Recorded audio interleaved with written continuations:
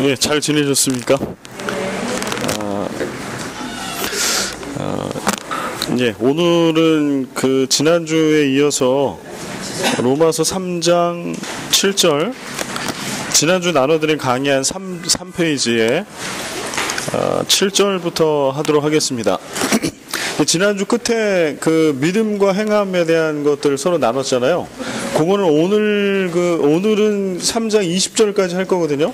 그럼 그 하는 마지막 부분에 또 믿음과 행함, 율법과 믿음, 복음, 뭐 이런 구조를 한번 다시 설명을 하면서 그때 그 나눴던 얘기들을 같이 한번 듣는 시간을 갖도록 그렇게 하겠습니다.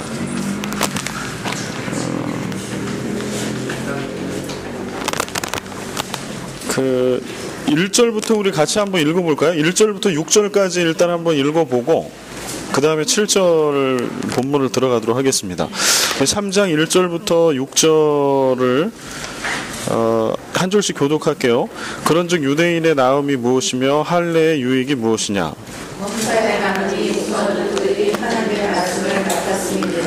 어떤 자들이 믿지 아니하였으면 어찌하리요? 그 믿지 아니함이 하나님의 미쁘심을 패하겠느냐?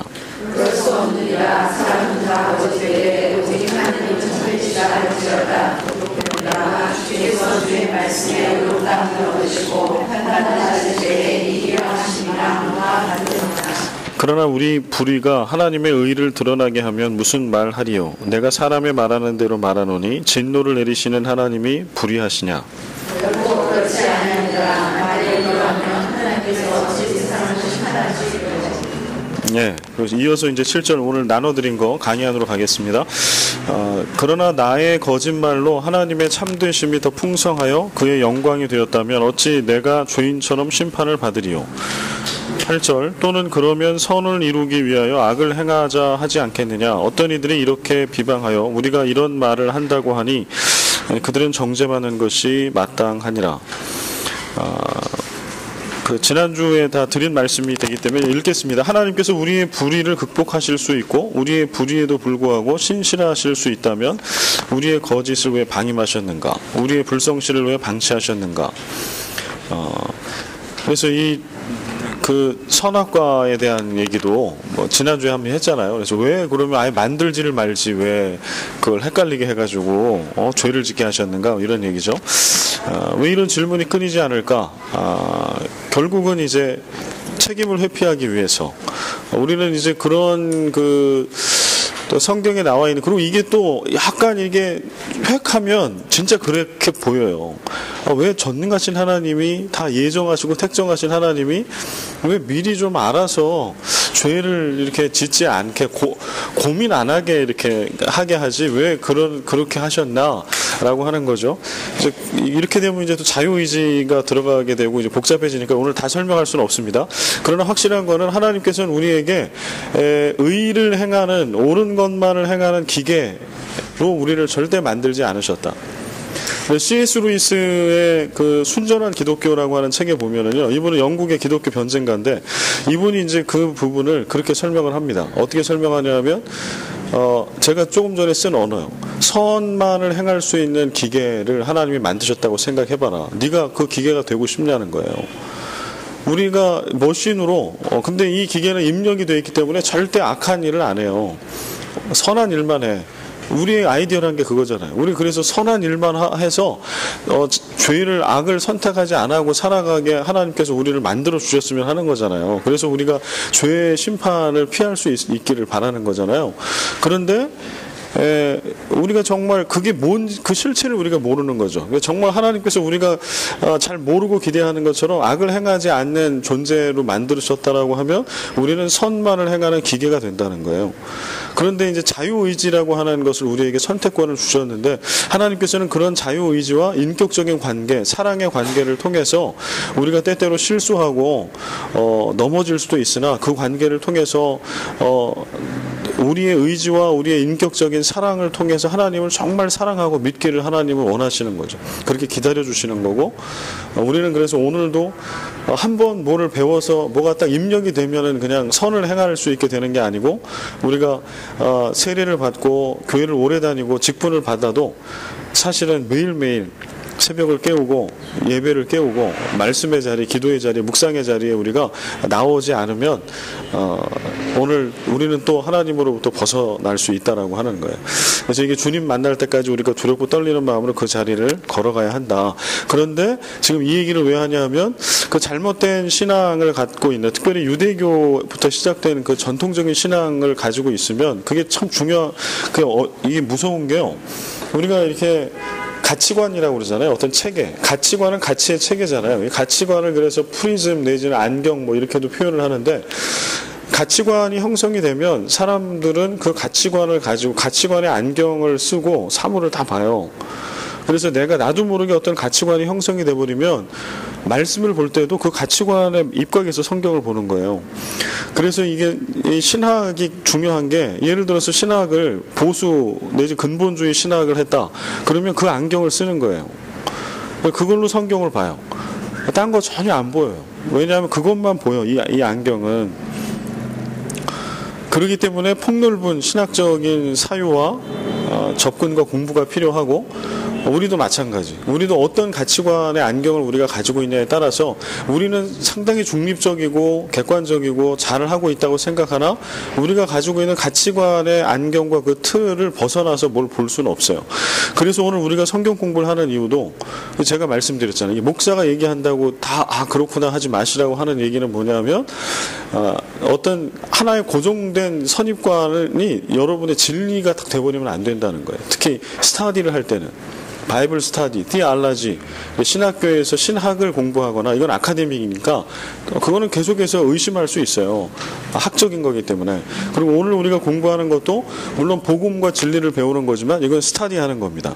저도 그래서 스타디하기 위해서 주석책이나 여러 학자들 내지는 목회자들이 그 본문을 어떻게 해석하고 원어의 뜻은 뭔가를 살펴서 여러분들에게 최대한 제가 갖고 있는 신학적인 색깔을 넘어서 여러 스펙트럼에 있는 사람들의 이것들을 모아서 이거는 뭘까라고 하는 고민을 하면서 제가 좀 교재를 만들고 강의를 하는 중에 있는 거고요.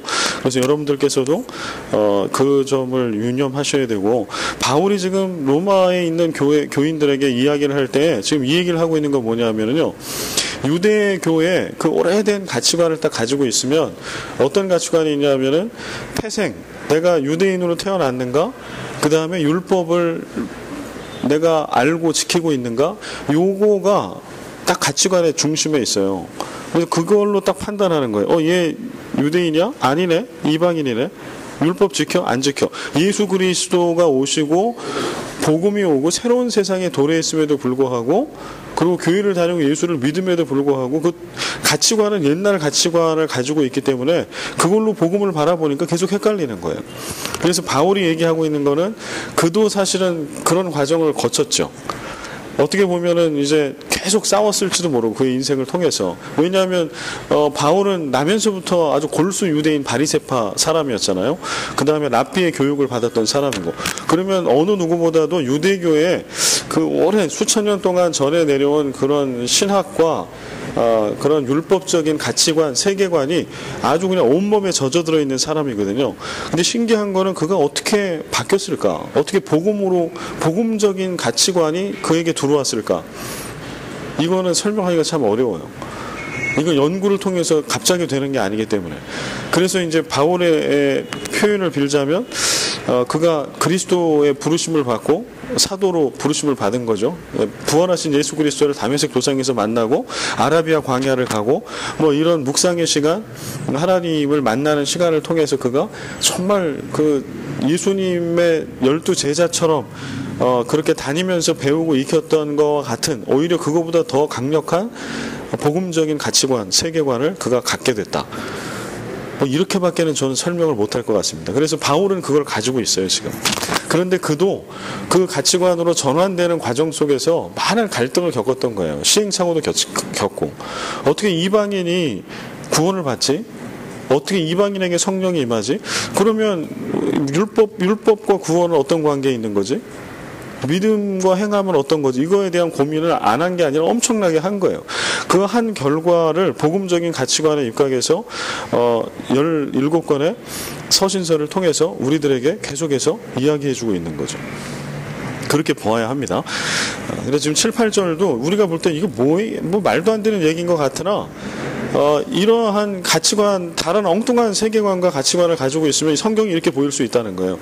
왜 하나님은 그러면 악을 행하지 않게 만들어 놓으면 되지, 셋업을 그렇게 해놓으면 되지. 결국은 내가 어떤 악을 행했다, 근데 그 악을 통해서 결국 하나님의 영광을 받으시네, 구원과 구속의 역사가 일어나네, 그러면 나도 한몫한 거 아니야? 이제 이렇게까지 가는 거죠. 그런데 이거는 결코 아니다. 결국은 죄의 속성이, 책임을 회피하려고 하는 죄의 속성인 것 뿐이고, 죄는 하나님의 진리, 또 하나님으로부터 벗어난 그 자체가 죄인 거고, 우리 죄를 행한 그 사람이 결국은 결단하고 결정한 것이죠. 그래서 나의 거짓말에서 나는 우리 모두다. 결국은 이 7절에 보면 그러나 나의 거짓말로 하나님의 참되심이 더 풍성하여, 여기 나의 거짓말 이렇게 표현이 되어 있잖아요, 7절에. 근데 여기서 나의 거짓말 할 때 나는 우리 모두예요. 결국 우리 모두의 거짓말, 우리의 거짓된 것, 의도적으로 거짓을 행했든 아니면 진리를 잘 모르기 때문에 우리가 거짓을 말하고 행했든, 나의 거짓말로 하나님의 참되심이 아무리 풍성해져도 거짓은 거짓이고 하나님을 떠나 있는 것, 진리가 아닌 건 아닌 거고, 거기에 대한 책임은 반드시 그 사람이 져야 한다라고 하는 거. 그래서 바울은 단호히 이야기하죠. 그들은 정죄받는 것이 마땅하다. 이제 우리가 이해를 좀 돕기 위해서 여기 메시지 성경을 여기다 써드렸는데요. 이게 1절부터 8절까지의 내용이에요. 메시지 성경으로 1절부터 8절까지 좀 풀어놨는데, 요거 좀 읽으시면 좀 더 다가옵니다. 요거를 어떻게 읽을까? 이거 좀 각자 한번 읽어볼까요? 지금 각자 여러분들이 한번 그 메시지 성경 1절부터 8절까지를 한번 읽겠습니다. 시간을 잠시 드리겠습니다. 예, 읽으셨습니까? 좀 이해가 더 되시나요? 좀 쉽게 우리 개역개정 성경 말씀과 이것을 본문과 원문의 뜻에 크게 벗어나지 않게 쉽게 해석을 하고 있습니다. 여러분은 그들의 4페이지입니다. 여러분은 그들이 신실하지 못했다고 해서 하나님도 신실하기를 포기하실 수 있다고 생각합니까? 결코 그럴 수 없습니다. 자, 하나님은 주님의 말씀은 변함이 없고 참되십니다. 거부를 당해도 주님은 흔들리시지 않습니다. 결국은 이제 하나님은 늘 그 자리를 지키고 계시는 거죠. 문제는 이제 사람이 잘못된 진리, 또 진리를 잘 모르는 자들이 하나님을 오도하는 것이고 떠나 있는 거지, 하나님이 그때마다 반응하시지 않는다. 물론 잘못한 거에 대한, 죄에 대한 심판이 있으나 하나님은 늘 그 자리에 계신다라고 하는 거, 변함없이 참되시다라고 하는 거. 그 다음에 사람들의 오해, 복음에 대한 오해에 대한 설명이 나중에 있죠. 그들은 우리가 악을 더 많이 행할수록 하나님은 선을 더 많이 행하시니 악을 더 많이 행하자고 말하며 다닌다고 주장합니다. 이는 순전히 중상모략인 것을 여러분도 잘 아시리라 믿습니다. 이런 것들을 이제 또 당시에 그런 기독교회는 새로 생겨난 곳이니까 어떤 교회를 공격하고 복음과 진리를 훼손할 때 이러한 이야기들도 있었다, 또 이렇게 이야기를 합니다. 그리스도인으로서의 명예, 그리스도인으로서의 명예는 뭘까요? 그 본문 읽어볼까요? 출애굽기 19장 4절에서 6절을 한번 읽어보겠습니다. 시작.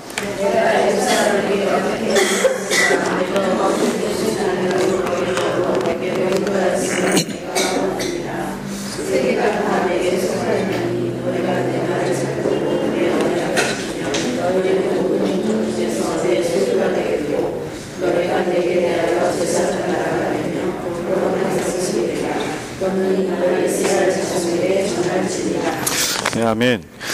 사실은 그리스도인 하나님의 백성으로서는 두 가지가 같이 우리에게 주어지는데, 하나는 뭐냐면 자격과 권리죠. 하나님의 백성, 택함 받은 백성으로서의 엄청난 자격과 부패, 뭐 유업, 유산 이런 것들이 우리에게 있죠. 반면에 그리스도인이고 하나님의 백성이기 때문에 우리가 마땅히 이 짊어져야 될, 또 지켜가야 할 그러한 선한 부담도 우리에게 있다라고 하는 거죠. 그럴 때 우리가 어느 것을 바라보고 갈 거냐에 대한 이야기를 지금 하고 있습니다. 이스라엘은 하나님의 백성이 되어 다른 민족은 지지 않아도 될 짐을 지게 된 것이 아니라 거룩한 길로 초대를 받은 것이다. 그러나 저들은 그 사실을 망각하고 실패했다. 그 유대인들이 지금 율법주의에 지금 빠져 있는 거거든요. 복음을 주셨고 메시아가 오셨음에도 불구하고 그 복음의 가치를 제대로 깨닫지 못하고 있는 건데, 이제 그거를 이제 어떻게 해석하고 있는 거 하니, 왜 자꾸 이렇게 율법을 표면적으로 지키는 것으로 그쪽으로 왜 가느냐. 복음을 받아들이고 믿는 건 이게 전부임에도 불구하고, 그럴 때 이건 어떤 해석인가 하니, 이런 거예요. 예를 들어서 애굽에 있다가 하나님께서 약속의 땅 가나안 땅으로 인도하시기 위해서 그들을 끌어내시잖아요. 근데 이제 가나안 땅으로 들어가는데 출애굽해서 40년을 광야를 헤맸던 시간과 가나안 땅에 들어가서 수백 년 동안 정착해가는 그런 시간들이 있었어요. 그 시간은 고난의 시간이죠. 그리고 그 광야의 40년 동안에 율법을 주셨죠. 그럴 때 이제 이걸 어떻게 받아들일 거냐는 거예요. 이거를 받아들일 때 왜 하나님은 우리를 택하셔가지고 좋은 것만 주지 우리에게 이런 버거운 율법을 주고 이런 고난을 주시느냐.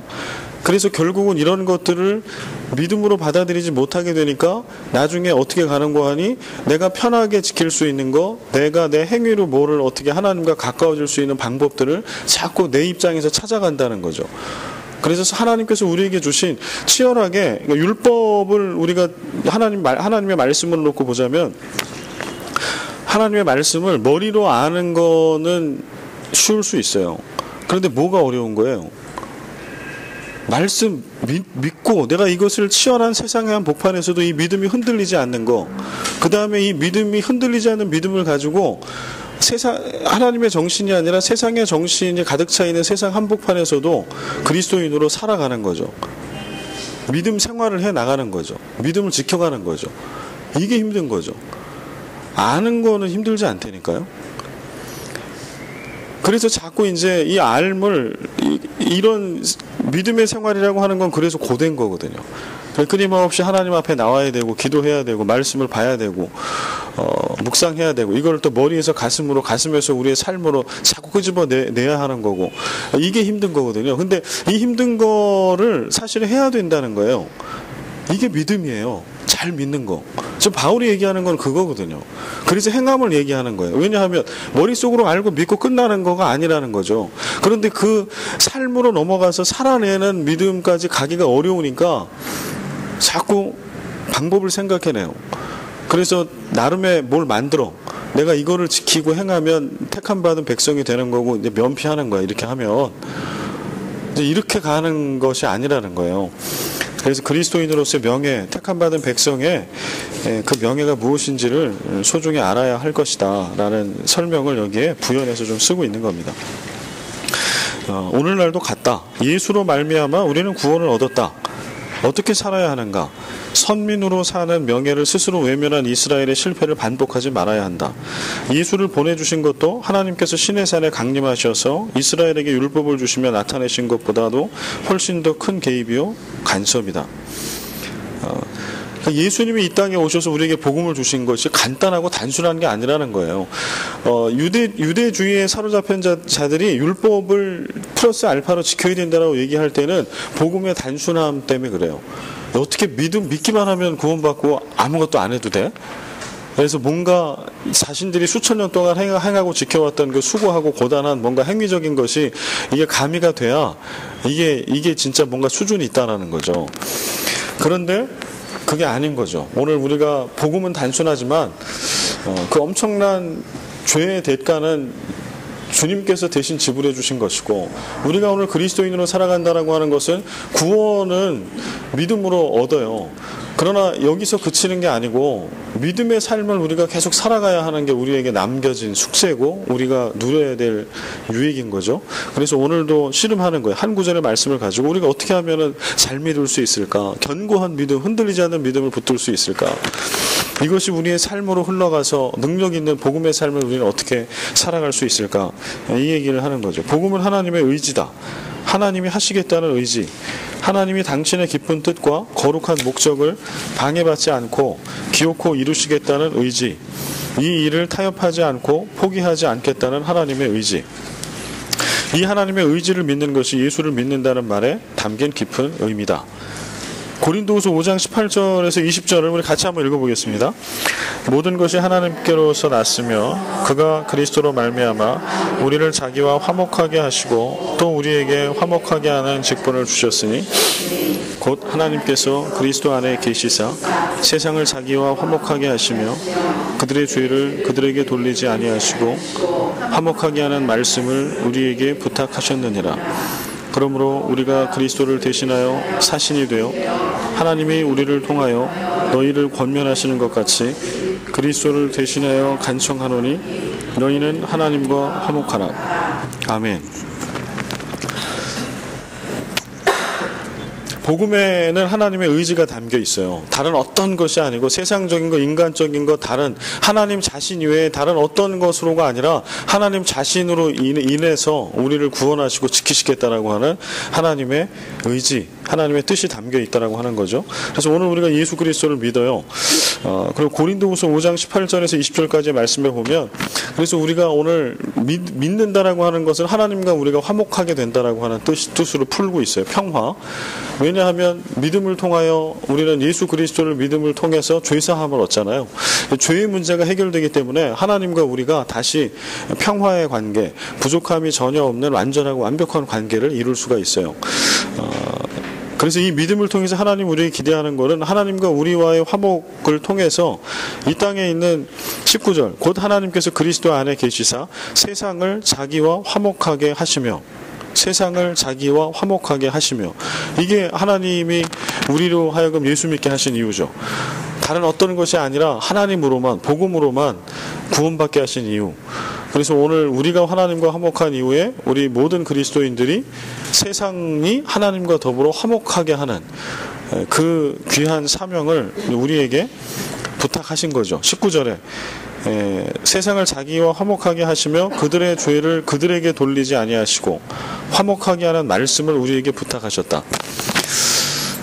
세상이 믿지 않고 하나님을 떠나 있다라고 할 때 그들을 그냥 그 순간에 멸망시키지 않으신 이유는 뭐냐면 그리고 그 순간에 벌 주지 않는 이유는 우리가 먼저 예수 믿고 우리에게 화목의 직분을 주셨기 때문이에요. 그걸 통해서 우리가 세상에 복음을 알지 못하고 믿음이 없는 이들을 하나님과 화목하게 하는 그래서 온 세상이 하나님과 화목하게 되는 이게 하나님의 꿈, 하나님의 비전이라고 이야기합니다. 그래서 우리에게 그 말씀, 화목하게 하는 말씀, 복음, 화목하게 할 수 있는 것은 하나님밖에 없어요. 여기는 말씀이라고 쓰고 있는 거예요. 복음이고 말씀이고. 근데 우리가 이게 말은 쉬운데 이게 쉽지 않죠. 예를 들어서 이게 쉽지 않은 게 일단 안 믿는 사람 나중치고 교회 안에 우리가 믿어요. 믿는데 갈등이 생겼어. 화목하지 않은 거잖아요. 그러면은 우리 어떻게 해야 되나요? 우리는 화목하게 하는 게 우리 사명이잖아요. 하나님과 우리가 먼저 화목한 관계 속에 있어서 하나님과 사람들, 사람과 사람 사이에 모든 관계 속에 화목은 평화예요. 평화.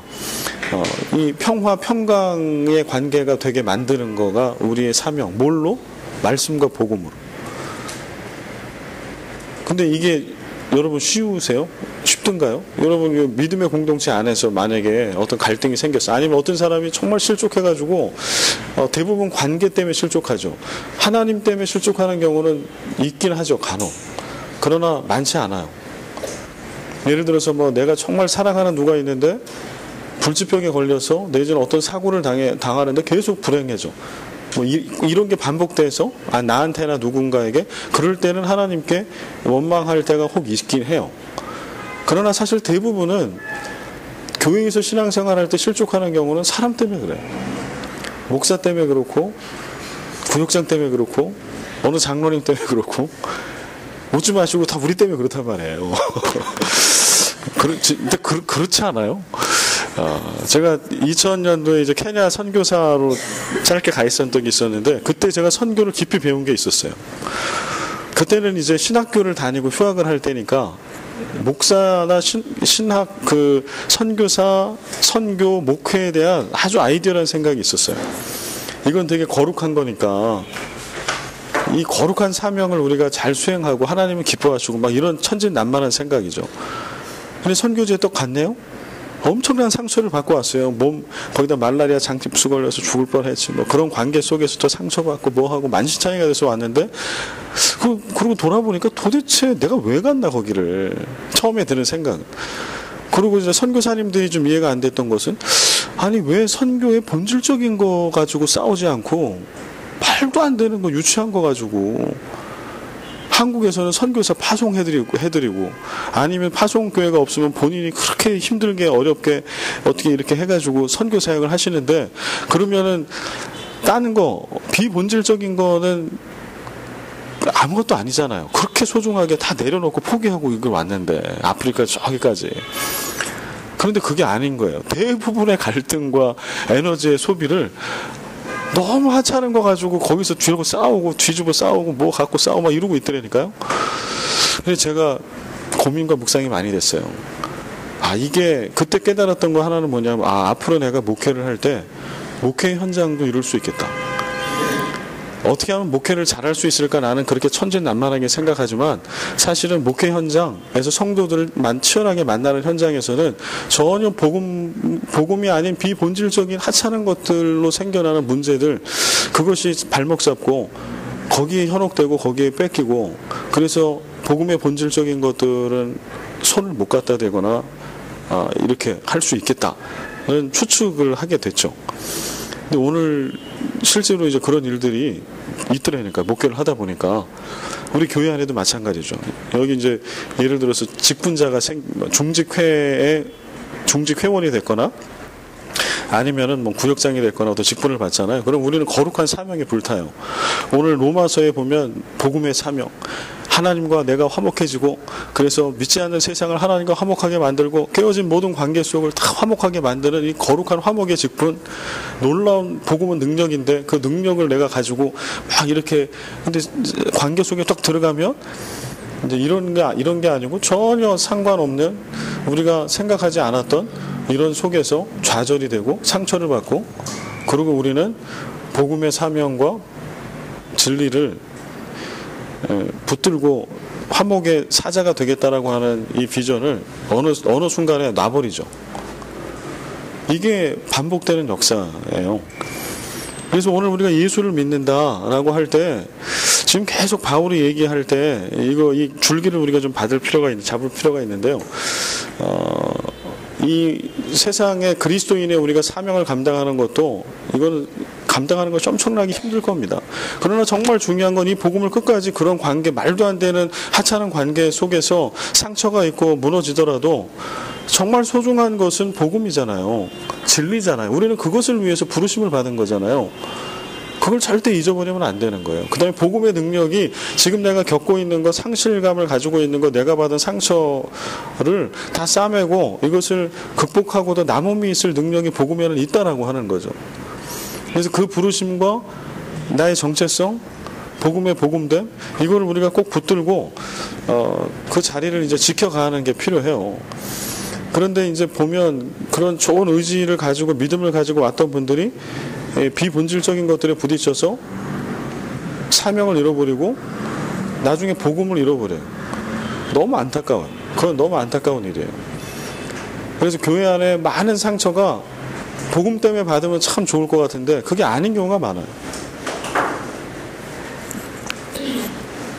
그래서 다시 한번 우리가 복음이 얼마나 소중한 건지 우리가 예수를 믿는다라고 하는 것과 믿음을 우리가 지켜가는 것 그리고 오늘 나와 하나님과의 관계 또 누군가와 하나님과의 관계, 서로와의 관계 속에서 복음의 역사에서 화목하게 된다라고 하는 거, 이것이 우리에게 주신 귀한 사명인데, 이게 그렇게 낭만적이진 않지만 오늘 우리가 복음을 먼저 받고 믿는 자로서 마땅히 걸어가야 될, 예수 믿는다라고 할 때 그 안에 부록처럼 반드시 들어있는 거다. 내가 그거를 꼭 살아낼 거라고 하는 다짐이 우리 가운데 있어야 한다는 거예요. 마태복음 16장 24절 같이 한번 읽어보겠습니다. 시작. 이에 예수께서 제자들에게 이르시되 누구든지 나를 따라오려거든 자기를 부인하고 자기 십자가를 지고 나를 따를 것이니라. 아멘. 아멘입니까? 근데 이 의미를 진짜 우리가 알고 아멘 하는지가 이게 퀘스천 마크죠. 예수님께서 제자들에게 이르시되 누구든지 나를 따라오려거든 첫 번째 자기를 부인하고 두 번째 자기 십자가를 지고요. 자기를 부인한다라고 하는 거는요, 아까 제가 가치관 말씀드렸잖아요. 가치 체계.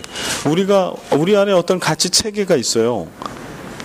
그거를 부인한다는 얘기와 똑같아요. 내가 그거 가지고 보는 게 누군가를 사물을 보거나 판단하거나 이런 게 아니고, 나는 온전히 하나님의 말씀과 진리, 복음, 그 체계 안에 그걸 가지고 내가 보겠습니다. 그걸 가지고 판단하겠습니다. 이 얘기거든요. 이게 자기를 부인하는 거예요. 이게 얼마나 어려워요. 우리는 부지불식간에 그냥 내 경험, 내 가치관, 그 틀 안에서 우리는 사실은 놀 수밖에 없어요. 우리 인간이라는 존재가.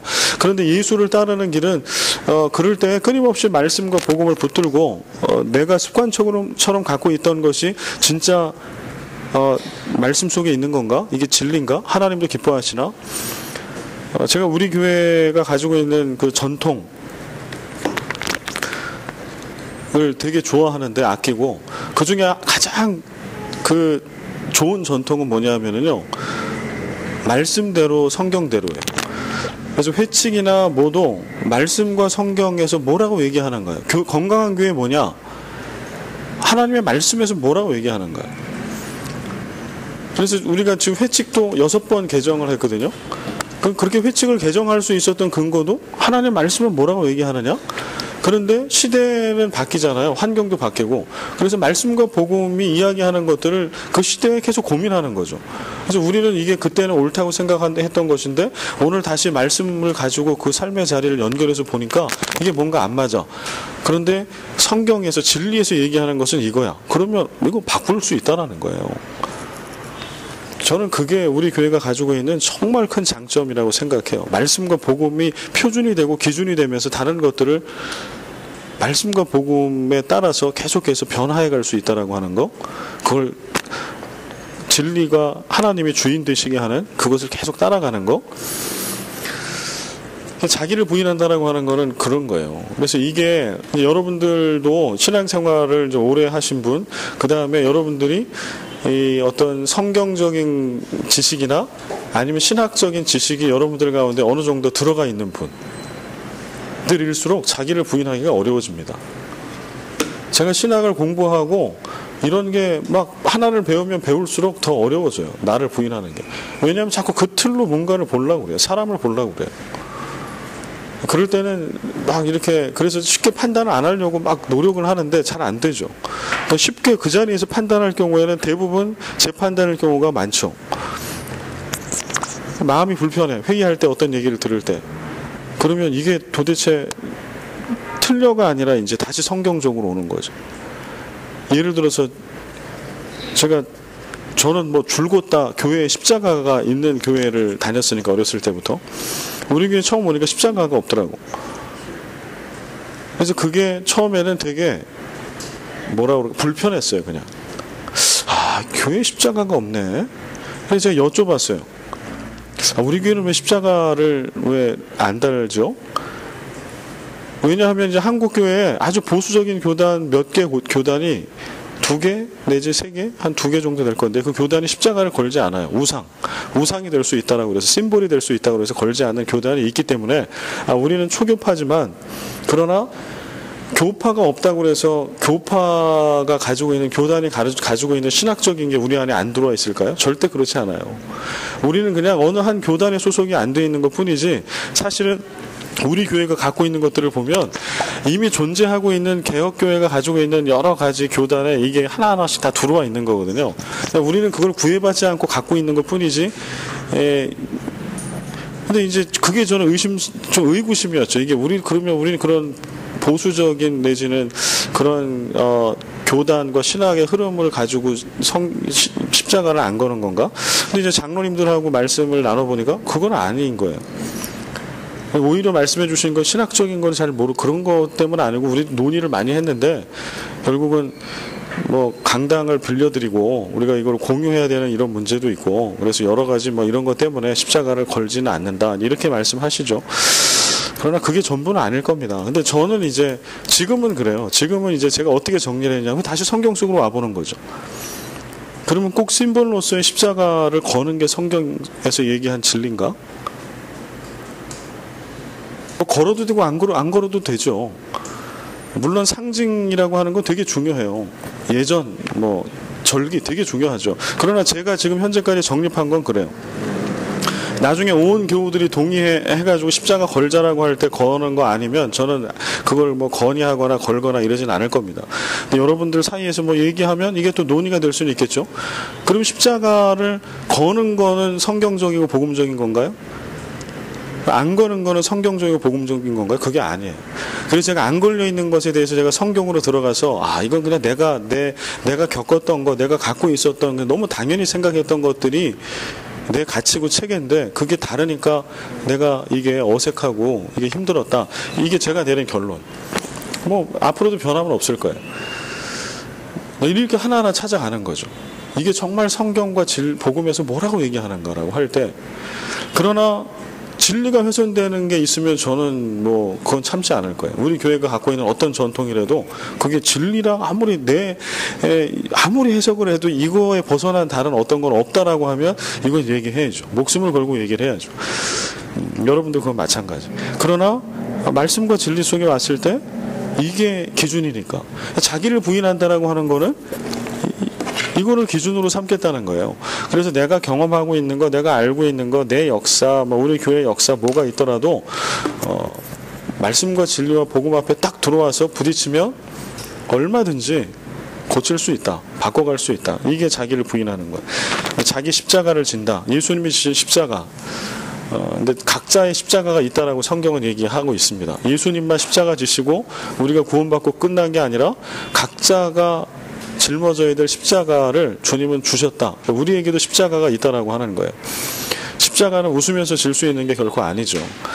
그래서 오늘 우리가 그리스도인으로 저는 살아간다는 것 자체가 이 시대에 십자가라고 생각해요. 정말 제대로 믿으려고 그러면요 힘들어요. 그렇지 않아요? 말씀대로 다 우리가 그렇게 믿고 살려고 그러면 얼마나 힘들어요. 힘드니까 잘 안 하는 거잖아. 타협하는 거고.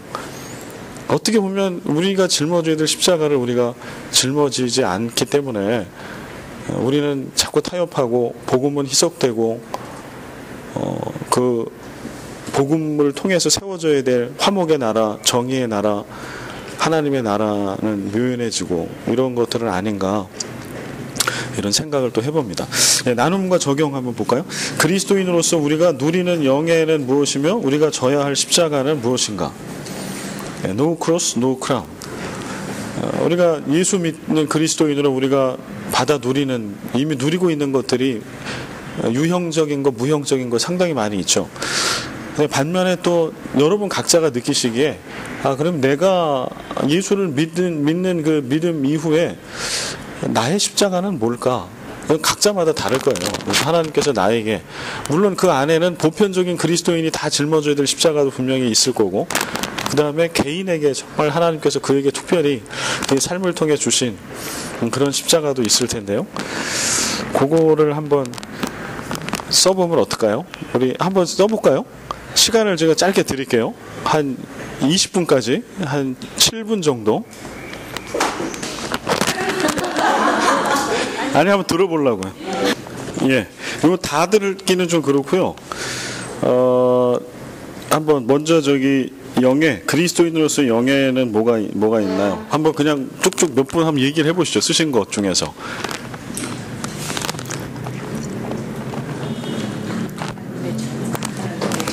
하나님의 자녀. 네. 하나님의 자녀.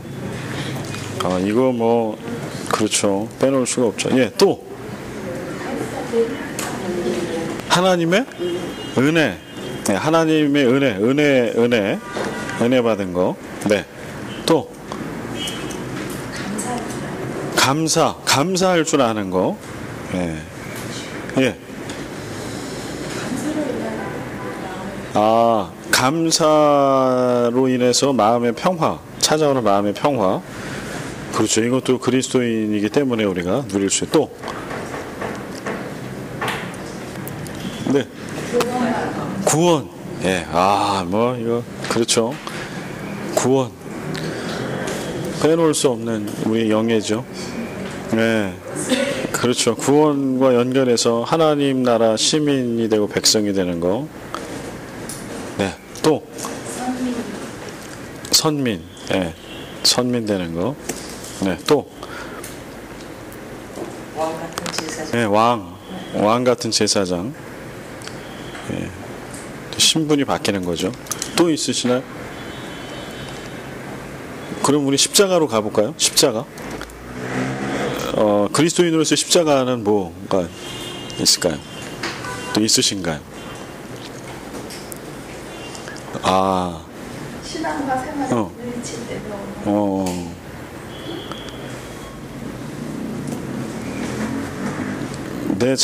내 자신 그리스도인으로서의 어떤 정체성을 가지면서 살아가는 거 이렇게 하면 되나? 그래서 그 신앙과 삶의 불일치 이거를 일치시켜가기 위한 그런 것 때문에 그렇죠. 힘들죠. 예, 또 뭐가 있을까요? 네? 네? 뭐 자신 있게. 회개를 많이 한다. 회개. 내가 짊어질 십자가 죄. 반복된 죄로 인한 회개. 예. 예. 저희가 학교에서 공부하는 게 그냥 힐라 문화에 성경을 볼 때 자꾸 논리적이게 자꾸 생각하게 되는 부분을 부딪히거든요. 네. 그러면서 그게 점점 소멸되는 걸 느끼거든요. 그 자체가 이제 소멸시키기까지 그 과정이 십자가 아닐까. 내가 배우고 이렇게 내 안에 있는 어떤 체계에 그렇죠. 그게 이제 복음과 부딪히면서 계속 이렇게 내가 복음에 가까이 가야 하는 그 과정. 따지게 되는 진리를 집어넣어서 통과해서 내면 안 되잖아요. 진짜 어려워요. 예. 뭐 들을 귀 있는 분들은 알 듯 하면서 모를 듯 하면서 그러시죠? 예. 근데 이해가 갑니다. 뭔지. 예. 또 저는 십자가 보통 이제 우리가 이렇게 구체적으로 이렇게 해서 항상 얘기할 때나 교회에서 우리가 들을 때는 왜 십자가를 내가지고 얘기할 때 항상 십자가 하면 사람들이 그냥 구체적으로 얘기해 우리 남편이 십자가야 부모가 십자가야 이렇게 얘기하는데 그게 와닿질 않아요. 십자가의 의미는 예수님께서 죽으신 거잖아요. 그래서 그냥 저는 개인적인 이제 개인 소견은 십자가를 보면서 마다 내가 죽어야 돼요. 이게 이런 거. 그래서 누구라는 게 상징보다는 십자가는 날마다 죽는 것이다. 나를 이렇게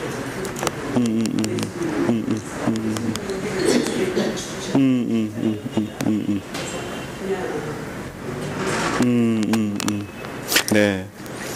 이제 본문에 충실한 이제 주해라는 생각이 듭니다. 그 맞는 말씀이죠. 그게 본문의 뜻이죠. 예, 지금 제가 하고 있는 거는 이제 본문의 적용 쪽으로 좀 가서 좀 가고 있는 거고요. 예. 그렇죠. 십자가는 그런 의미가 있죠. 그래서 매일매일 우리가 짊어져야 될 십자가, 그 안에서 우리가 죽어야 하고 또 다시 그리스도와 함께 살아야 하는 그 십자가. 예. 좋습니다. 예. 또 뭐가 있을까요? 주어진 권력과 이런 것들을 쓸 수 있는데 그 권리를 할 수 있는데 사용하지 않는 진리로 사용해야 죠.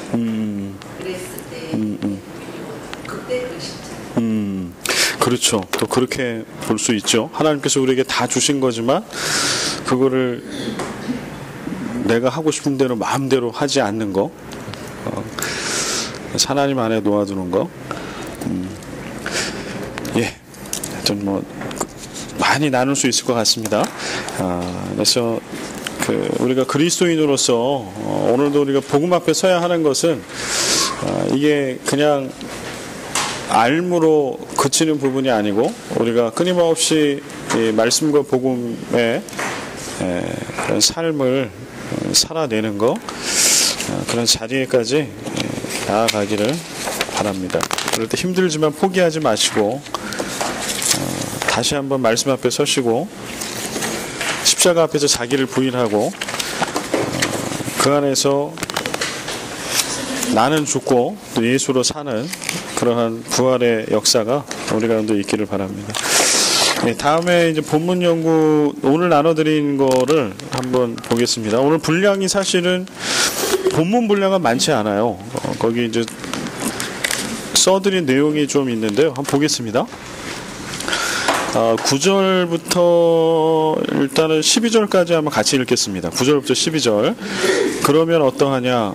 우리는 나으냐? 결코 아니라. 유대인이나 헬라인이나 다 죄 아래에 있다고 우리가 이미 선언하였느니라. 기록된 바 의인은 없나니 하나도 없으며 깨닫는 자도 없고 하나님을 찾는 자도 없고 다 치우쳐 함께 무익하게 되고 선을 행하는 자는 없나니 하나도 없도다. 네, 아멘. 9절 말씀에 보면은 그러면 어떠하냐? 우리는 나으냐?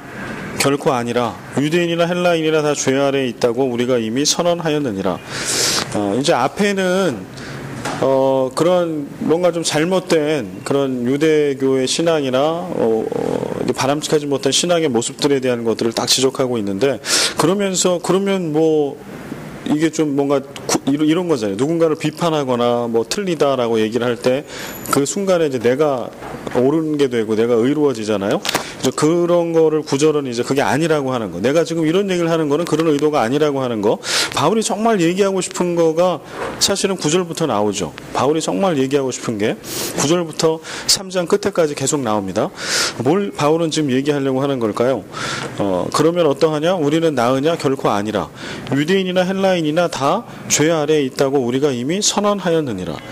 그러니까 이거는 유대인이기 때문에, 유대교에 빠져 있기 때문에 그는 좀 더 악하고 헬라인은 이방인이기 때문에 악하고 유대인은 혈통상 뭐 이러기 때문에 아니고, 그다음에 우리는 또 뭐 우리는 예수를 믿고 뭐 이래서 본질적으로 완전히 뭐 이렇고, 이게 아니고 사실 인간이라고 하는 존재는 모두 다 유대인이나 헬라인이나 다 죄 아래에 있다라고 하는 거는 모든 사람을 얘기하는 거죠. 유대인이나 헬라인. 바울이 쓰는 논법에 유대인이나 헬라인이나 종이나 자유자나 뭐 이런 설명은 이 땅에 있는 모든 사람을 지칭할 때 쓰는데요. 이 땅에 있는 모든 사람, 인간은 다 낳고 못하고가 있는 게 아니고 다 죄 아래에 있다. 이것을 우리가 이미 선언하였다. 여기 선언하다라고 나와 있는 그 단어가요, 이건 이제 법정 용어를 쓰고 있어요. 뭐냐면 법정에서 피고가 유죄다라고 하는 거를 선고하는 거예요. 그러니까 이거는 공개적인 거예요. 나만 알고 있고 이런 게 아니고, 야, 그거 다 하나님 앞에서, 그 법정 앞에서 우리는 다 하나님 앞에 다 죄인이라고, 우리 다 죄인이라고, 하나님도 알고 우리도 알고 다 아는 그런 뒤집어질 수 없는 그런 사실을 지금 사실이다. 우리가 다 죄 아래에 있다라고 하는 것은 좀 그렇게 쓰고 있는 거죠.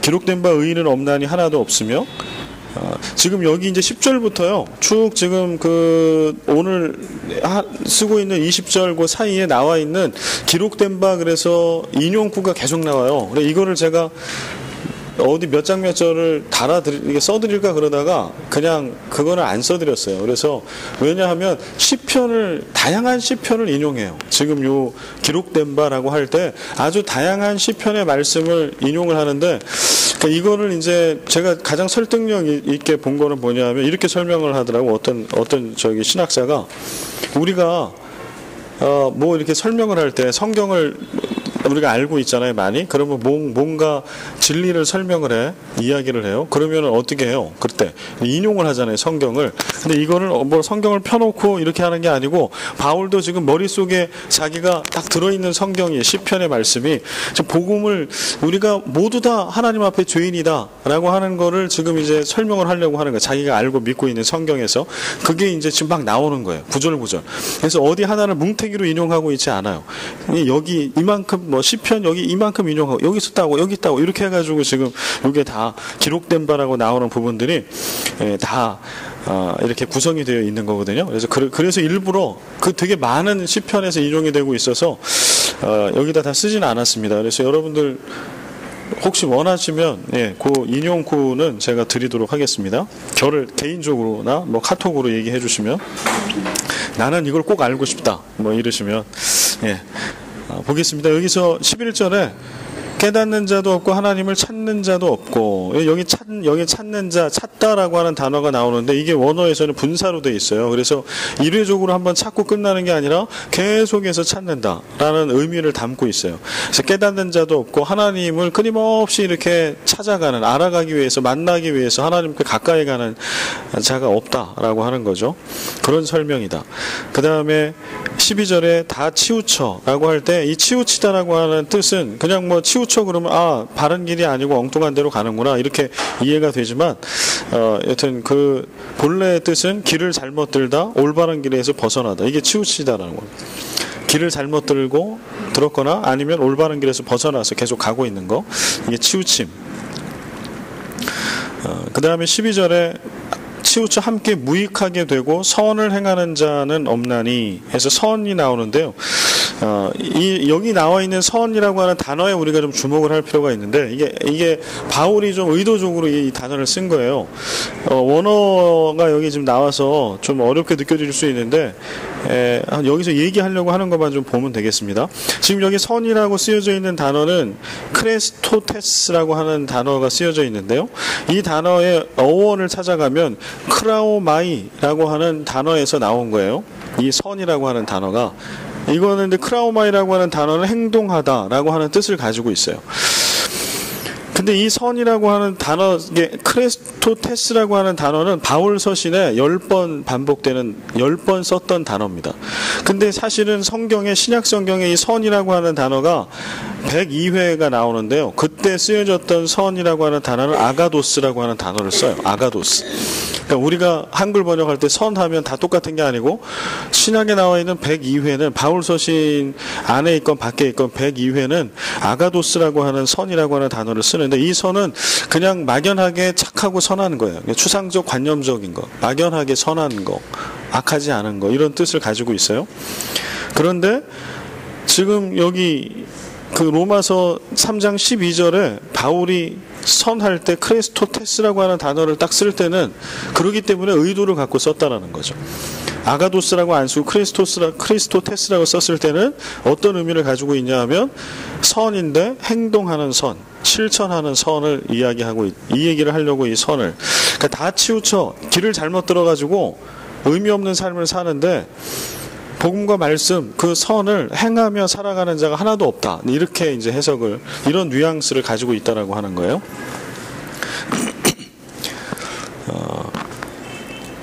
인류의 보편적 죄악상, 지금 그걸 쓰고 있는 거죠. 인류의 보편적 죄악상.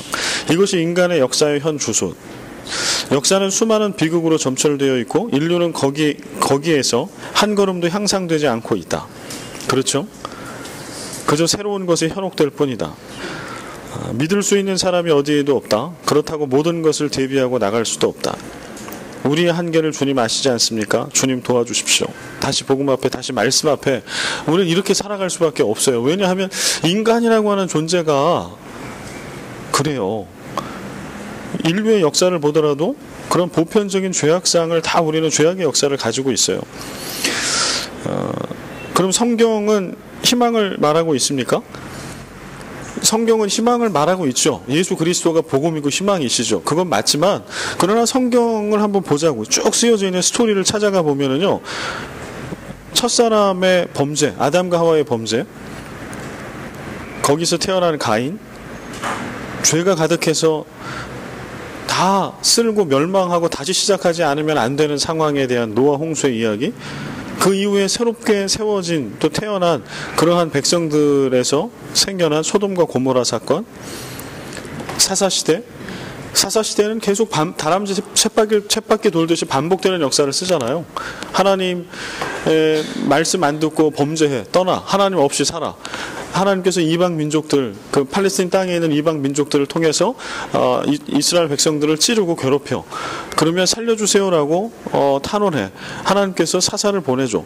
그 사사를 통해 하나님은 구원하시고 살아계신 것을 보여주셔. 그러고 나서 일정 기간이 지나면 또 죄악 가운데 또 빠져. 이게 사사기의 하나의 패턴이에요. 이게 한 300년 정도의 그런 사사기의 역사입니다. 왕정시대, 포로시대, 이 시대도 마찬가지죠. 17권의 예언서를 바라봐도 사도들이 피눈물을 흘리면서 회개하라고, 너희들이 드리고 있는 예배와 그 제물 하나님 받지 않으신다. 하나님이 받으시는 것은 사랑이라고, 인애라고, 너희들의 마음이고 진심이라고. 그리고 그렇게 세상 가운데 가난한 자들 공평하게 대하고 정의와 공의를 하수같이 흘러보내는 그러한 금식, 육체적인 금식이 아니라 나는 그러한 금식을 기뻐한다라고 이야기하죠. 그러나 세상은 하나님을 떠나고 하나님의 왕국은 세상의 왕국으로 파괴됩니다. 왕국처럼. 예수님 시대는 어떤가요? 예수님 메시아로 400년의 중간 역사를 깨고 예수님께서 진짜 희망과 소망으로, 인류의 소망으로 오셨습니다. 오셨는데 그때 당시의 상황은 메시아 대신 예수 그리스도를 품을 수 있는 상황이 아니었던 거죠. 진리를 전하고 율법을 완성하기 위해서 보여주시고 행하셨던 그런 메시아 된 예수 그리스도를 용납할 수 있는 세상이 아닌 거예요. 진리가 함께 동행해 갈 수 없는 세상. 그래서 결국은 진리 대신 예수 그리스도는 십자가에 달려 죽으실 수밖에 없었죠. 그게 그때 세상의 이야기예요. 그러면 성경의 이야기를 우리가 스토리를 보면은요, 예수 그리스도를 빼버리면은요, 사실 성경의 이야기는 온통 보편적인 죄악 가운데 빠져 있어서 절망 가운데 있는 사람의 이야기를 쓰고 있는 거죠. 희망이 없다는 거예요. 그런데 성경은 복음이잖아요. 굿뉴스. 왜 굿뉴스예요? 온통 그냥 분량으로 따지면 전부 다 이런 그냥 인류의 죄악사를 쓰고 있는 게 성경인데, 그 가운데 예수 그리스도, 복음 대신 예수 그리스도가 있어요. 그러니까 인류의 역사는 아무리 인간 역사를 써봐야 거기에 뭐 아브라함을 쓰고 모세를 쓰고 바울을 쓰고 누구를, 세례 요한을 써봤자 크게 달라지진 않아요. 그런데 그럴 때 그런 절망적인 세상에 유일한 희망은 바로 복음 대신 예수 그리스도. 근데 지금 이제 바울이 얘기하고 있는 거는 유대인이나 헬라인이냐, 이거가 아무 의미가 없어. 왜냐하면 우리는 유대인이나 헬라인을 떠나서 우리는 모두 다 하나님 앞에 모두 다 보편 죄인들이다. 다 희망 없는 자들이었다 라고 하는 거를 지금 씁니다. 이 얘기를 왜 쓸까요? 이제 복음 얘기를 하려고 쓰는 거겠지. 복음을 선명하게 드러내기 위해서. 근데 이게 이제 인간은 바로 이런 거라고 하는 거예요. 예레미야 시대를 좀 참고로 보면 왕국의 멸망을 예레미야가 예언을 하죠. 비운의 선지자, 뭐 눈물의 선지자라고 하죠, 예레미야를. 근데 예레미야를 바라보면 그리스도인으로 우리가 이 시대를 주님 다시 오실 때까지 어떻게 살아가야 할지 어떻게 보면 좀 그렇지 않기를 바라지만 우리가 엿볼 수 있는 사람이 예레미야라고 생각이 들어요. 예레미야는 영광스러운 때가 없었어요. 뭐 영화를 누려본 적이 없어요. 마지막까지 비극적인 최후를 맞이하거든요.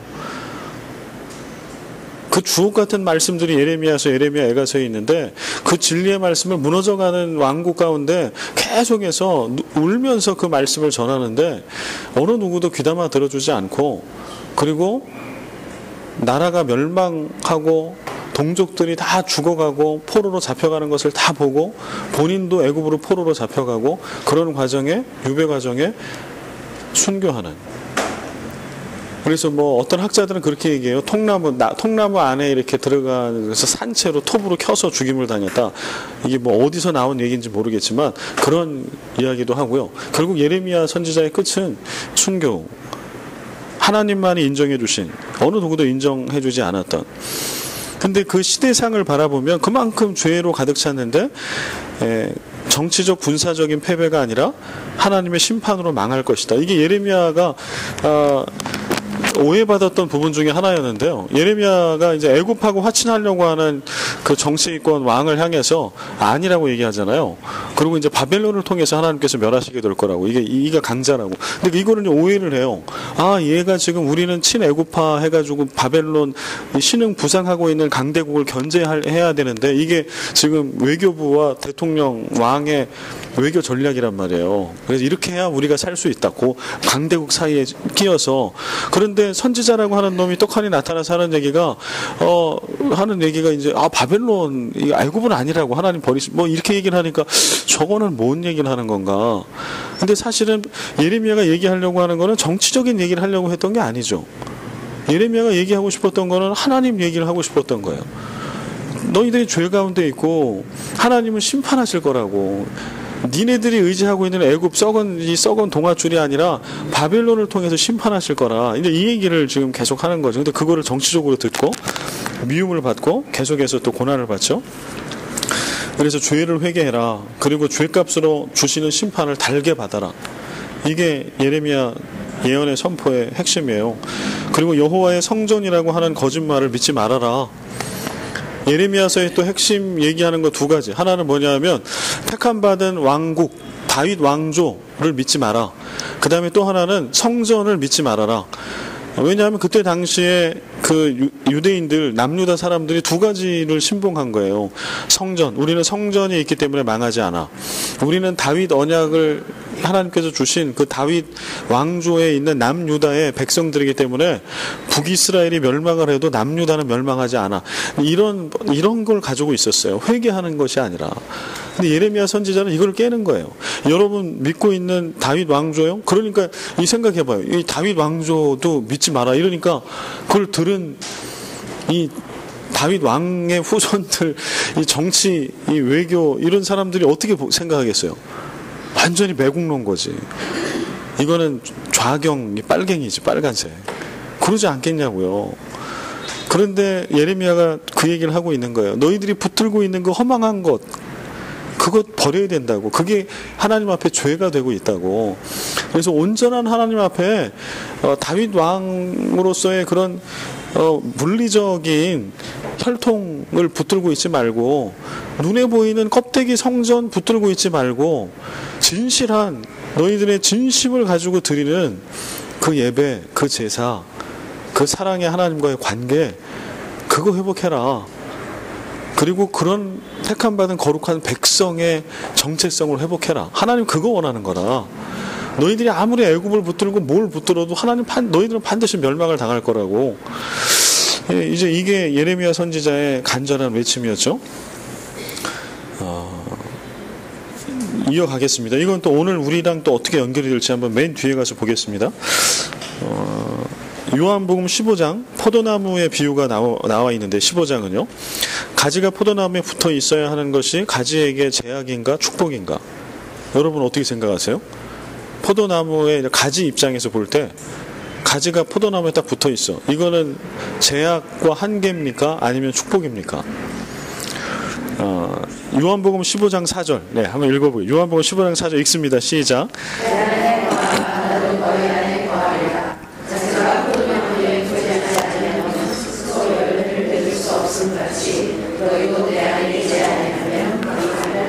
아멘.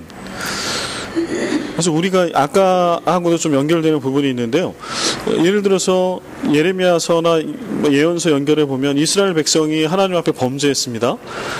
이스라엘 백성이 하나님 예수 그리스도의 나무, 그 포도나무에 가지로 있는 거예요. 근데 이들이 범죄했어. 부실해. 열매를 잘 못 맺어요. 그러면 이제 어떻게 해야 돼요? 회개하고 자기 본연의 임무, 포도나무의 가지로서의 그 사명, 나는 내 생명의 근원 어디서부터 왔는가? 포도나무. 내 나무 되신 하나님, 진리 되신 하나님, 생명의 근원 되신 하나님으로 이제 돌아가야 되는 거죠. 근데 그게 이제 힘들죠. 왜냐하면 나를 부인해야 되니까. 지금 돌아가는 세계의 판세와 자신들이 누렸던 영예와 권력과 습관과 이런 모든 것들이 있는데 이런 것들이 다 틀렸다. 너희들이 붙들고 있는 거 다 틀렸다고. 이게 너무 힘든 얘기예요. 이걸 받아들이기가. 이것도 예레미야 선지자 힘없는 예언자를 통해서 그 얘기를 듣는데 다른 사람은 다 그런 얘기 한 적이 없는데 유일하게 그 사람만 딴 얘기하고 있는 그냥 내가 눌러버릴 수 있는 그 사람이 얘기를 하는 거죠. 그러나 하나님의 말씀을 얘기하는데 그걸 못 받아들여요. 그래서 결국은 그들은 멸망의 길을 가고 그냥 떨어져 나가죠. 과연 그게 옳은가라고 하는 거죠. 그 나무에 붙어 있어서 치열하게 열매를 맺는 그런 삶을 살려면 힘들 겁니다. 징계를 피할 수 없을 겁니다. 포도나무와 붙어 있기 때문에 나무가 겪어야 될 모든 고난과 고초와 주인께서 우리에게 허락하신 이걸 다 거쳐가야 할 겁니다. 그러나 그 나무에 붙어 있을 때에만 그 가지는 생명을 얻을 수 있어요. 그래서 이 나무에 포도나무에 가지가 붙어 있다라고 하는 건 하나님과의 올바른 관계, 그러니까 계속 유지가 되는 올바른 믿음을 매개체로 해서 하나님과 올바른 관계가 맺어지는 거죠. 그럴 때에야 열매가 맺혀진다. 그게 아닌 다른 어떤 상황에서도 열매는 없다. 13절, 14절, 15절 이제 그 죄악 가운데 있는 사람의 실체를 또 이렇게 설명을 합니다. 같이 한번 읽겠습니다. 그들의 목구멍은 열린 무덤이요 그 혀로는 속임을 일삼으며 그 입술에는 독사의 독이 있고 그 입에는 저주와 악독이 가득하고 그 발은 피 흘린 데 빠른지라 파멸과 고생이 그 길에 있어. 18절까지 읽겠습니다. 평강의 길을 알지 못하였고 그들의 눈앞에 하나님을 두려워함이 없느니라 함과 같으니라. 네, 아멘. 여기 보면 16절에 파멸과 고생이 있는데 여기 고생이라고 하는 원래 단어의 뜻은 고생하면 좀 약하게 좀 느껴지는데요. 비참, 좀 더 강합니다. 파멸, 비참. 파멸과 비참해. 이거는 뭐 인생 끝나는 거죠. 여기 잠언 말씀을 한번 제가 읽겠습니다. 잠언 1장 7절. 이게 죄악 가운데 있는 보편적인 인간의 죄악사의 이게 정체성인 실체인데 성경은 뭐라고 얘기하는가? 잠언 1장 7절. 여호와를 경외하는 것이 지식의 근본이다. 근데 죄 가운데 있는 인간은 어떻게 해요? 하나님을 두려워하지 않아요. 이게 무서운 거예요. 죄가. 그게 죄죠. 하나님을 떠나는 게요. 하나님을 두려워하지 않아요.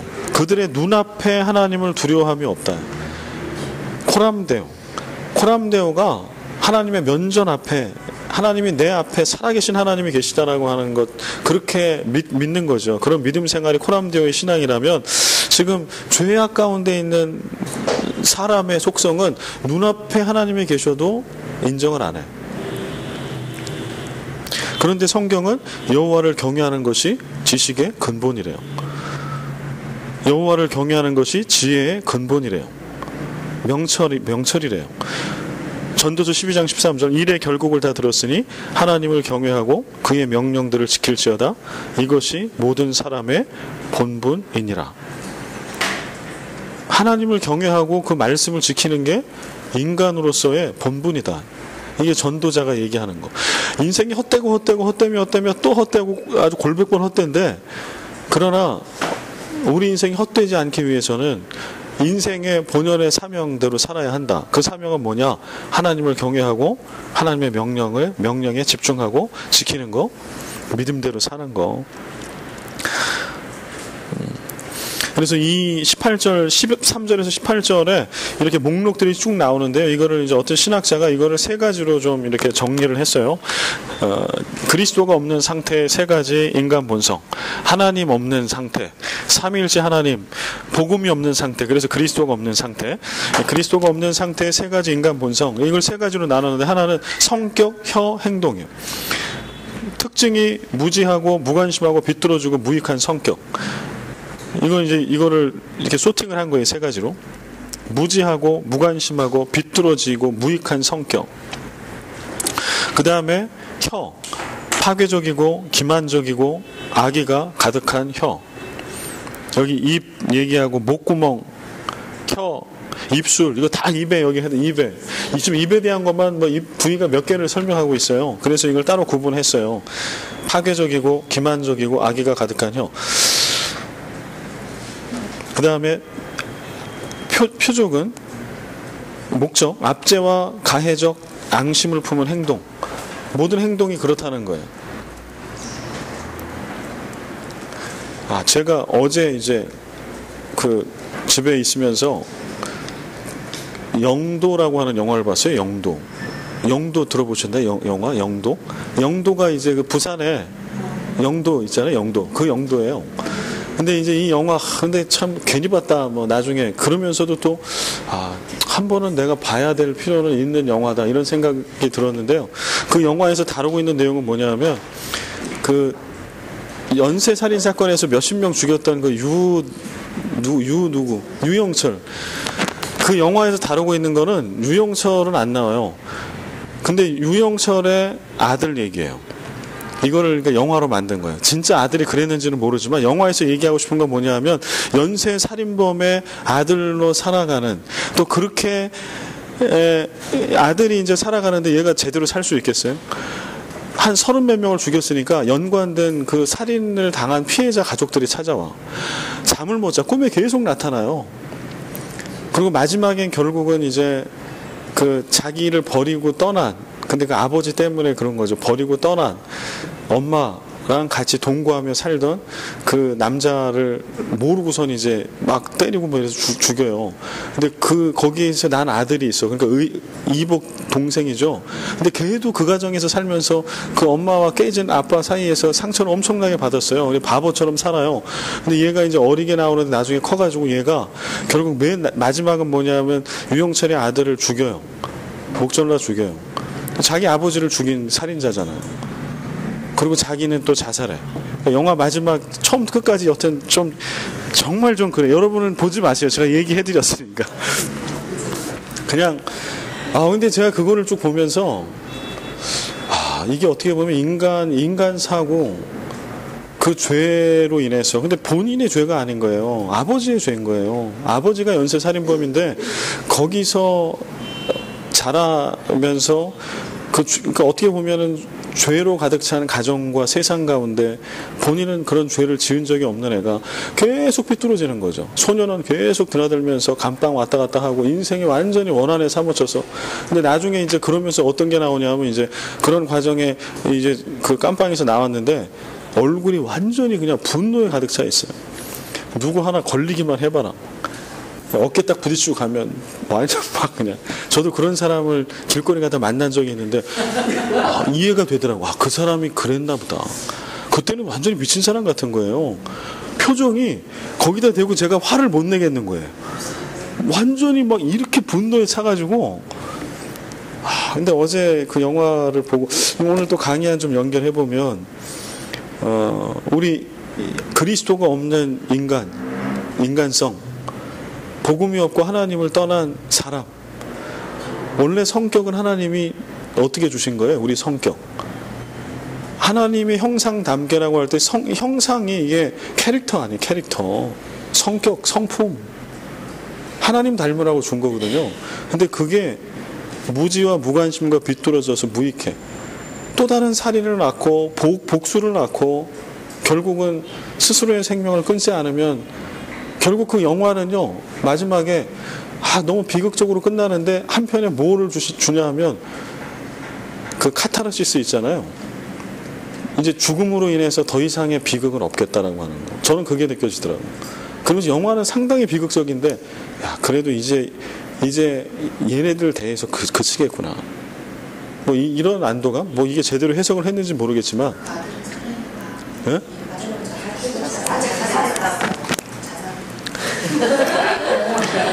누구 유영철 아들 영화에 나온 유영철 아들은 죽임을 살해당하는 거죠. 예. 예. 근데 그 영화상에는 사실은 자살과 마찬가지예요. 그 애가 그 집에 와 있어요. 와 있는데 어떠한 제재도 않고 같이 걔는 거기 귀퉁이에 있고 얘는 누워서 잠을 자요. 얘가 죽일 줄 알고 그냥 그래 무방비 상태에 있는 거지. 근데 여튼 그런 성격, 하나님의 형상을 닮은, 하나님 닮은 성격, 성품이어야 함에도 불구하고 하나님을 떠나고 진리를 떠나고 그리스도를 떠날 때 우리는 그렇게 바뀐다는 거예요. 짐승보다도 더 위험한. 그 다음에 혀. 원래 이 혀는 뭐 하는 거예요? 이 혀는 의사소통, 관계를 형성하는 데 엄청난 도구죠. 거기다 찬양, 하나님을 찬양하고 이름을 불러주는 거. 이게 얼마나 우리가 사랑하는 사람 사랑한다 이거 얘기해야 되잖아요. 물론 어르신들은 이제 뭐 말로 해야 꼭 아냐 뭐 이러지만 저도 뭐 그 주의가 좀 있긴 하지만 이게 나이 얘기해서 죄송하지만 인생 선배님들한테 이게 좀 바뀌는 것 같아요. 예. 얘기를 자꾸 하려고 합니다. 그래서 카톡도 그렇고 뭐 입으로도 사랑한다. 그래서 저희는 이제 꼭 이렇게 누군가 가족 중에 한 명이 집 밖에 나가면 허깅을 해요. 이렇게 허깅을. 아이들도 그렇고 아내도 그렇고. 근데 그때가 애들은 이제 컸다고 잘 안 안아줘요. 안길 때도 자꾸 아주 수동적으로 그냥 건방지게 안겨요. 그래서 마음이 상처가 될 때가 많은데 그래서 저는 아내가 저를 안아줄 때 제일 좋더라고. 행복하고 촥 이렇게 안아주면. 근데 이게 아무것도 아닌 것 같은데 이게 이제 가잖아요. 이게 어디 교회 가고 뭐 이렇게 집 밖에 나설 때 딱 안아주면 이게 따뜻해요. 그게 위로가 되더라고. 저도 이제 이렇게 안아주고 혀. 어떤 혀라고 하는 거, 입이라고 하는 거는 이게 말이 나오고 그 말을 통해서 사랑의 관계를 형성하고 존재를 아름답게 만드는 거예요. 누군가의 이름을 불러주고 누군가를 사랑한다 얘기해주고 누군가를 찬양하고 경배하고. 그런데 이 혀가 파괴하고 기만하고 악의가 가득해서 진리를 왜곡하고 이런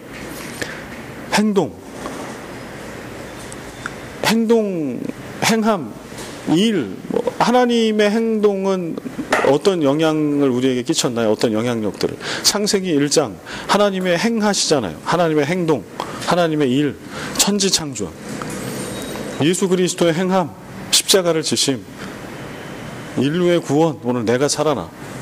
내 정체성이 바뀌고 인류의 역사가 바뀌어요. 행동.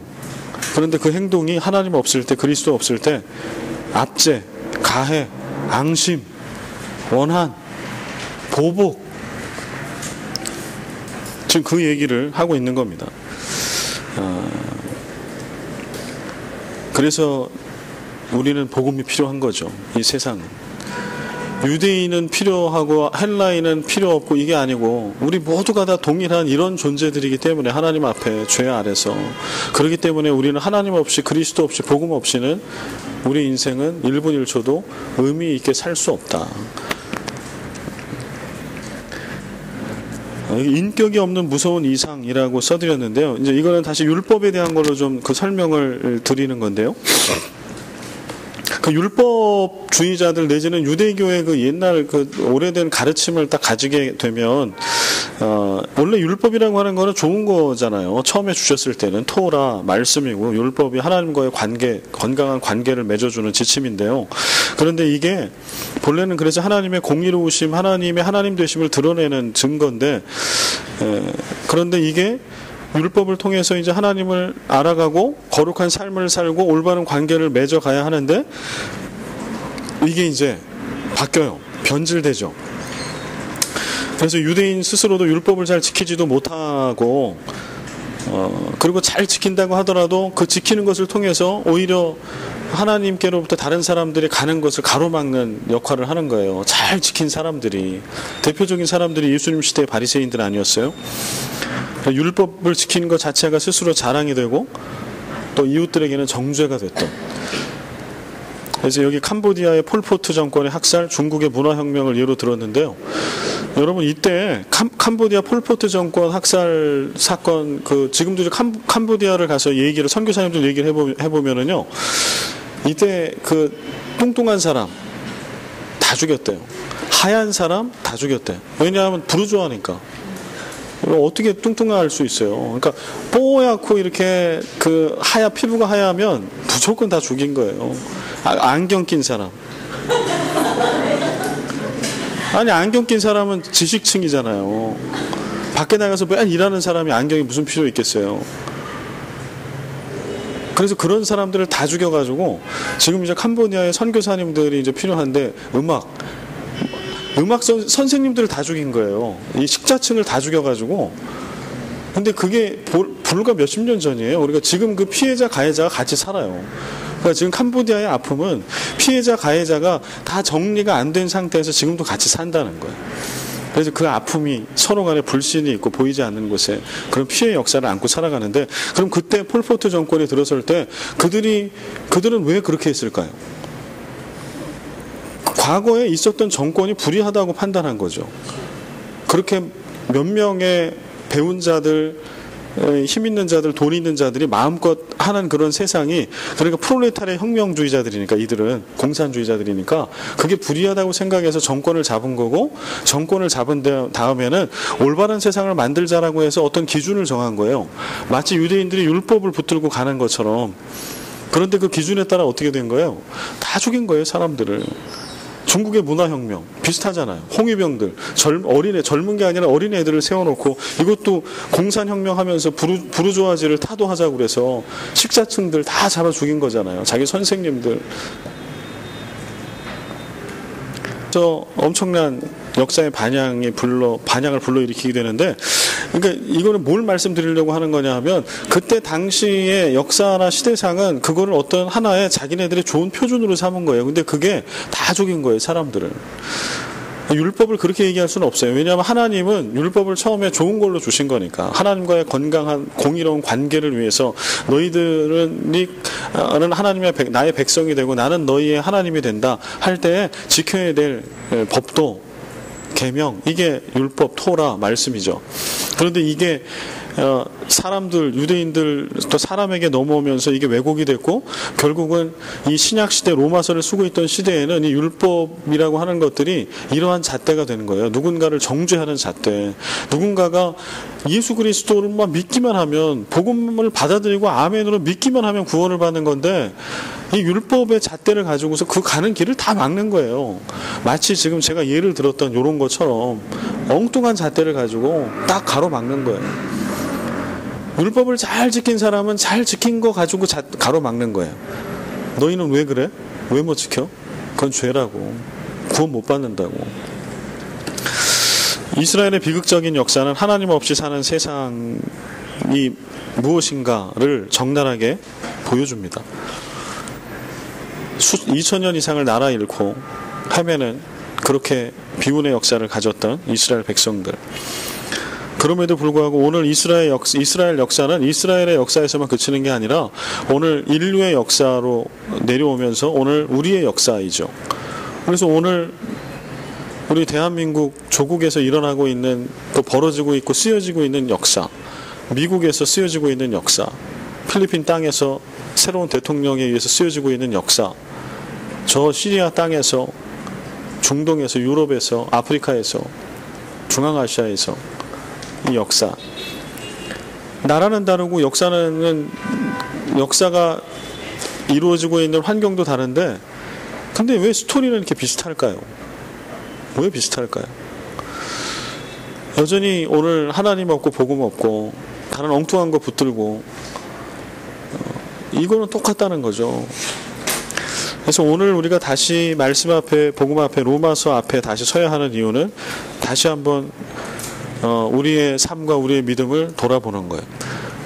혹시 우리의 믿음도 주님 없는 믿음 될 수 있어요. 껍데기만 남으면. 하나님 없는 기독교가 있을 수 있다니까요. 사랑 없는 기독교가 있을 수 있어요. 큰일 납니다. 지금 유대인들에게 율법이 있었죠. 이들은 율법을 갖고 있었어요. 심지어는 지키기까지 했어요. 근데 뭐가 없는 거예요? 율법의 정신이 없는 거죠. 하나님이 율법을 주셨을 때는 사랑으로 주신 거예요. 하나님의 백성들의 연약함을 알기 때문에 율법을 통해서 단절되는 게 아니라 계속 이어지는 하나님과 하나님 백성의 사랑의 관계가 유지되기를 바라는 그 사랑을 가지고, 그래서 율법을 주신 거라고. 그런데 나중에 남은 거는 그 율법의 정신, 그 안에 예수 그리스도 복음이 딱 빠지니까 껍데기만 남잖아요. 그러니까 그 껍데기가 사람을 죽이는 거예요. 근데 이러한 일들이 오늘 우리 우리의 역사 속에도 벌어지고 있다. 그래서 우리가 냉철히 좀 돌아보고 우리가 참 잘 믿어야 됩니다. 정말 잘 믿어야 됩니다. 우리가 이거 다른 말로 표현할 길이 없어요. 정말 예수를 우리가 잘 믿어야 돼요. 그래서 하나님 없는 이런 현상이 아니고 우리가 여전히 우리는 그런 인간이지만 그러나 우리 안에 하나님이 계시고 예수 그리스도가 계시고 성령이 계세요. 우리가 그런 믿음 가운데 있어. 그러면은 전혀 달라지는 거죠. 지금 여기 나와 있는 인간의 모습이 아니고 하나님의 형상 닮은 예수 그리스도에게까지 자라가는 그러한 전혀 다른 인격체, 그런 전혀 다른 그리스도인 그 삶을 우리가 살아갈 수 있다. 그렇게 우리는 다시 오실 예수 그리스도를 이 대림절에 대망하고 기다려야 할 것입니다.